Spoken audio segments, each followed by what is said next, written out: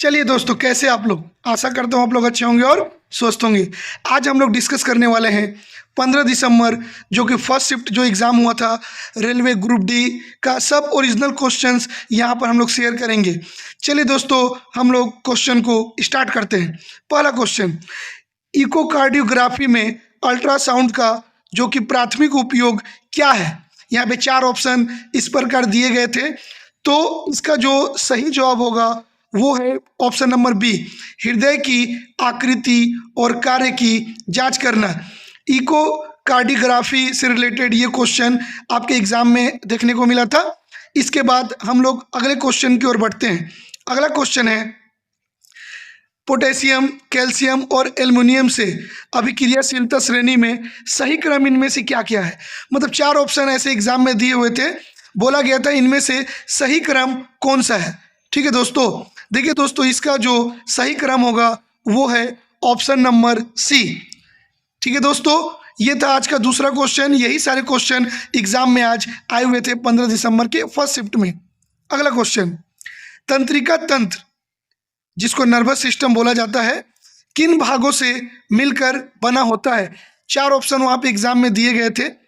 इसका right answer जो होगा वो होगा दोस्तों ऑप्शन नंबर सी, मस्तिष्क और मेरुरज्जु, ब्रेन और स्पाइनल कॉर्ड तंत्रिका तंत्र से भाग से मिलकर बना होता है। ठीक है दोस्तों, बढ़ते हैं आगे की ओर। यदि दूरी समय का रेखा ग्राफ वक्री हो तो इसका अर्थ क्या होता है? तो ग्राफ से क्वेश्चन आप लोगों के हर शिफ्ट में देखने को मिल रहा है दोस्तों, बहुत ही इंपॉर्टेंट क्वेश्चन है। तो ग्राफ से रिलेटेड आप लोग अपना रिवीजन कर लीजिएगा। इसका जो कि सही आंसर है वो है ऑप्शन नंबर सी, वस्तु असमान वेग से चल रही है दोस्तों। ठीक है दोस्तों, चलिए नेक्स्ट क्वेश्चन की ओर बढ़ते हैं। अयस्कों से धातुओं को शुद्ध रूप में प्राप्त करने की प्रक्रिया को क्या कहा जाता है? What is the process of obtaining metals in pure form from their ore called?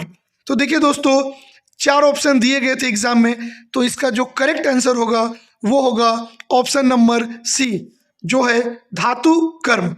ठीक है दोस्तों, उसके बाद नेक्स्ट क्वेश्चन की ओर बढ़ते हैं।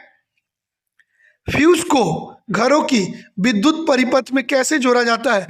करंट से बहुत सारे क्वेश्चन देखने को इस बार एग्जाम में आ रहे हैं। ओम्स लॉ हो गया, फ्यूज हो गया, इसलिए चैप्टर आप लोग बहुत ही अच्छे से करके जाइएगा। और जो कि फ्यूज को घरों में जो हम लोग विद्युत परिपथ में जोड़ते हैं वो हम लोग इसको ऑप्शन नंबर सी, फेस तार के श्रेणी क्रम में जोड़ा जाता है दोस्तों। चलिए दोस्तों, नेक्स्ट क्वेश्चन की ओर बढ़ते हैं। जब अम्ल किसी धातु कार्बोनेट के साथ अभिक्रिया करता है तो क्या बनाता है? देखिए दोस्तों, 4 ऑप्शन आपके एग्जाम में दिए गए थे। तो अम्ल जब किसी धातु कार्बोनेट के साथ जब अभिक्रिया करता है तो वो लवण, जल और कार्बन डाइऑक्साइड बनाता है, जो कि ऑप्शन नंबर बी में देखने को मिला है। रिएक्शन से भी बहुत सारे क्वेश्चन एग्जाम में देखने को मिल रहे हैं दोस्तों। अगला क्वेश्चन, वर्ष 2025-26 में ऋण को छोड़कर भारत सरकार की राजस्व प्राप्तियां लगभग कितनी थी दोस्तों?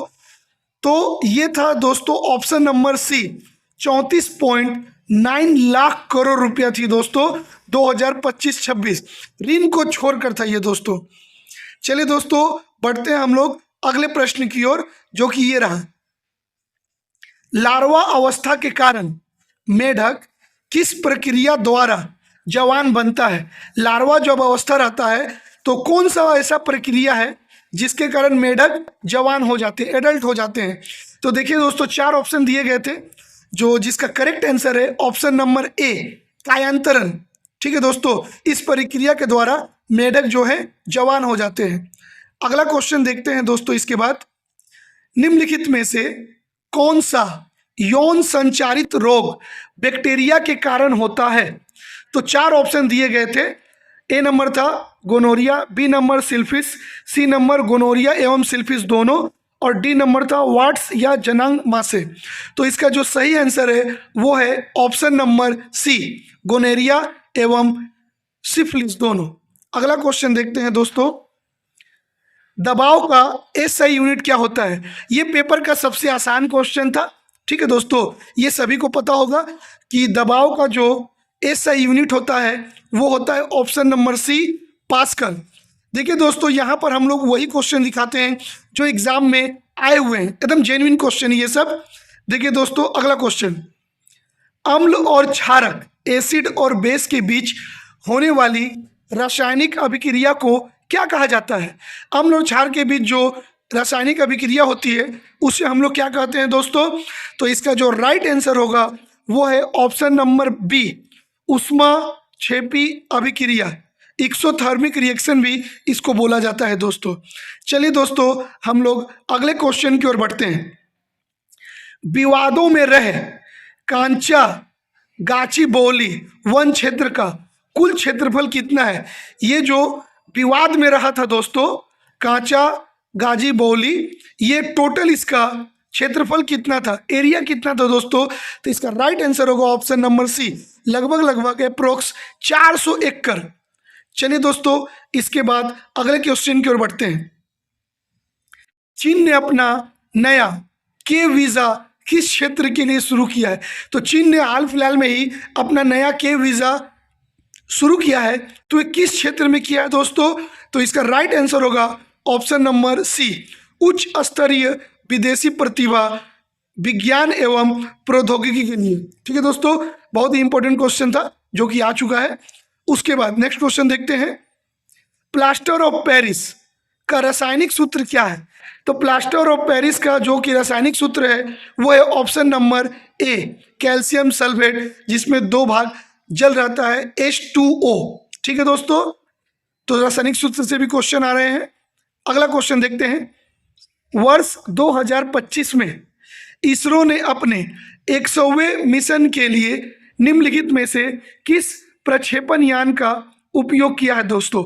ये दोस्तों क्वेश्चन NTPC ग्रेजुएट लेवल में भी रिपीट किया गया था, GSLV-F15, जो कि है ऑप्शन नंबर बी।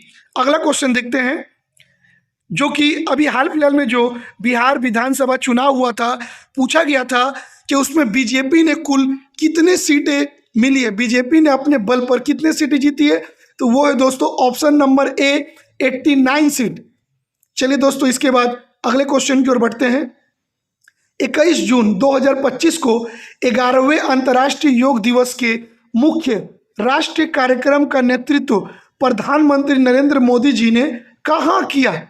तो इसका राइट आंसर है दोस्तों ऑप्शन नंबर बी, विशाखापट्टनम, जो कि आंध्र प्रदेश में है। ठीक है दोस्तों, इसका option number B is the correct answer है दोस्तों। चलिए दोस्तों, नेक्स्ट क्वेश्चन की ओर बढ़ते हैं। डॉक्टर दूर नागेश्वर रेड्डी को वर्ष 2025 में पद्म विभूषण से सम्मानित किया गया। उन्हें यह सम्मान किस क्षेत्र में योगदान के लिए दिया गया है? तो पद्म विभूषण से सम्मानित किया गया था, इन्हें किस फील्ड में दिया गया था दोस्तों? ये दिया गया था इन्हें ऑप्शन नंबर सी, चिकित्सा मेडिसिन के क्षेत्र में दोस्तों। बहुत ही इंपॉर्टेंट क्वेश्चन है पद्म विभूषण से रिलेटेड। चलिए दोस्तों, अगले क्वेश्चन की ओर बढ़ते हैं। INS तमाल भारत को किस देश ने दिया था? बहुत इंपॉर्टेंट क्वेश्चन है। INS तमाल भारत को किस देश ने दिया था दोस्तों? तो ये दिया था ऑप्शन नंबर सी, रूस ने भारत को INS तमाल दिया था। चलिए दोस्तों, इसके बाद अगले क्वेश्चन की ओर बढ़ते हैं। यदि बल 5 न्यूटन है और विस्थापन 5 मीटर है तो किया गया कार्य कितना होगा? देखिए दोस्तों, ये फिजिक्स से न्यूमेरिकल आया था, ये मैं आप लोगों को होमवर्क दे रहा हूँ। इसका राइट आंसर है 25 जूल। इसे आप लोग घर पे खुद से बना लीजिएगा दोस्तों। उसके बाद मार्च ऑफ ग्लोरी, एक पुस्तक का नाम है मार्च ऑफ ग्लोरी। पूछा गया था दोस्तों इसके लेखक कौन है? तो इसका राइट आंसर होगा ऑप्शन नंबर सी, जो कि थे के अरुमुगम और Errol D Cruz is the right answer, option number C. चलिए दोस्तों, आगे की ओर बढ़ते हैं। 2025-26 के केंद्रीय बजट में स्वास्थ्य और परिवार कल्याण मंत्रालय के लिए लगभग कितना बजट आवंटित किया गया? तो दोस्तों, बजट से भी क्वेश्चन एग्जाम में देखने को मिल रहे हैं। तो इसका राइट आंसर है ऑप्शन नंबर बी, 99,858.56 करोड़। अगले क्वेश्चन की ओर बढ़ते हैं दोस्तों। 2025 पैरा एथलेटिक्स विश्व चैंपियनशिप कहाँ आयोजित की गई? तो 2025 में जो पैरा एथलेटिक्स विश्व चैंपियनशिप हुआ था वो दोस्तों आयोजन किया गया था ऑप्शन नंबर ए नई दिल्ली, जो कि भारत में है। तो दोस्तों करंट अफेयर पूरा का पूरा 20 में 18 क्वेश्चन देखने को मिल रहा है और साइंस भी मीडियम ही क्वेश्चन देखने को मिल रहा है। अब बात करते हैं हम लोग मैथ से रिलेटेड क्वेश्चन के ऊपर। देखिए दोस्तों मैथ में जो आया था एलसीएफ एचसीएफ से एक क्वेश्चन देखने को मिला, मेंसुरेशन से एक क्वेश्चन, ट्रिगोमेट्री से एक क्वेश्चन, स्टैटिक्स से 2 क्वेश्चन, एवरेज से एक क्वेश्चन, रेशियो एंड प्रोपोर्शन से एक क्वेश्चन, प्रॉफिट एंड लॉस से 2 क्वेश्चन, डिस्काउंट से एक क्वेश्चन, एसआई और सीआई से एक क्वेश्चन देखने को मिला, पार्टनरशिप से भी एक क्वेश्चन देखने को मिल रहा है, टाइम एंड वर्क से एक क्वेश्चन, पाइप एंड सिस्टम से एक क्वेश्चन, परसेंटेज से 2 क्वेश्चन देखने को मिल रहा है, डिस्टेंस टाइम स्पीड से भी 2 क्वेश्चन देखने को मिल रहा है, एज रिलेटेड से भी 2 क्वेश्चन देखने को मिल रहा है, ज्योमेट्री और से भी एक क्वेश्चन देखने को मिल रहा है, अलजेब्रा से भी एक क्वेश्चन आया था, ट्रेन बोट एंड स्ट्रीम से 2 क्वेश्चन देखने को मिले और सिंप्लीफिकेशन से भी एक क्वेश्चन। ये था मैथ। और इसके बाद बात करते हैं रीजनिंग के ऊपर। देखिए दोस्तों रीजनिंग का पेपर बहुत ही हल्का आ रहा है। अगर आप लोग एनटीपीसी अंडर ग्रेजुएट लेवल के जितने भी पेपर थे उनका अगर रीजनिंग पूरा सॉल्व कर लीजिएगा डिट्टो वही आ रहा है। बस 2 चैप्टर के ऊपर विशेष ध्यान दीजिएगा, एक है डायरेक्शन और एक है सीटिंग अरेंजमेंट, जो कि आपको एग्जाम में फंसा सकता है। यहाँ पर मैंने जितने भी क्वेश्चन आप लोगों को बताया ये सारे के सारे क्वेश्चन 15 दिसंबर के फर्स्ट शिफ्ट में देखने को मिले हैं। देखिए दोस्तों यहाँ पर जितना भी क्वेश्चन आप लोगों से शेयर किया जा रहा है ये सारे के सारे क्वेश्चन 15 दिसंबर first shift RRB group D exam में देखने को मिले हैं। इसी टाइप के क्वेश्चन आने वाले शिफ्ट के लिए हमारे चैनल को फॉलो कर लीजिए। मिलते हैं आप लोगों से अगले वीडियो में। अभी के लिए मुझे इजाजत दीजिए। धन्यवाद।